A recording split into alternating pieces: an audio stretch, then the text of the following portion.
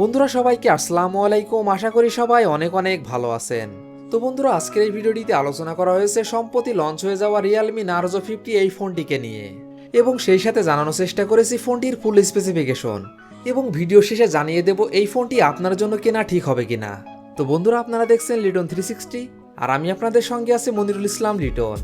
আর ভিডিওটি শুরু করার আগে একটি কথা না বললেই নাই, আপনি যদি এই চ্যানেলে নতুন দর্শক হয়ে থাকেন তাহলে প্লিজ চ্যানেলটি সাবস্ক্রাইব করুন, এবং যদি অলরেডি সাবস্ক্রাইব করে থাকেন তাহলে অসংখ্য ধন্যবাদ। তাহলে চলুন কথা না বাড়িয়ে ভিডিওটি শুরু করা যাক।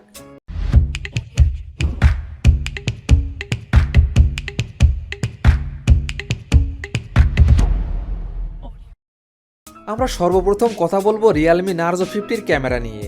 ফোনটিতে মেইন ক্যামেরা হিসেবে ব্যবহার করা হয়েছে একটি 50 মেগাপিক্সেল ওয়াইড সেন্সর, একটি 2 মেগাপিক্সেল ম্যাক্রো সেন্সর এবং একটি 2 মেগাপিক্সেল ডেপথ সেন্সর। ফোনটিতে সেলফি ক্যামেরা হিসেবে ব্যবহার করা হয়েছে 16 মেগাপিক্সেল ওয়াইড সেন্সর।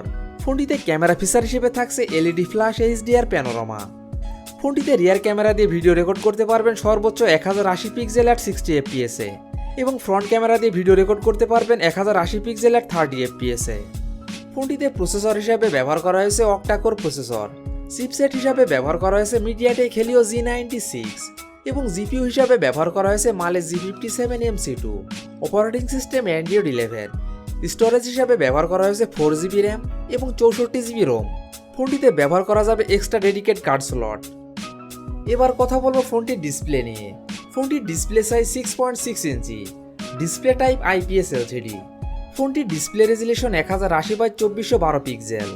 ফোনটিতে ডিসপ্লে ফিচার হিসেবে থাকছে মাল্টিটাচ এবং 120 Hz refresh rate, pixel density 400 ppi, touch screen capacitive.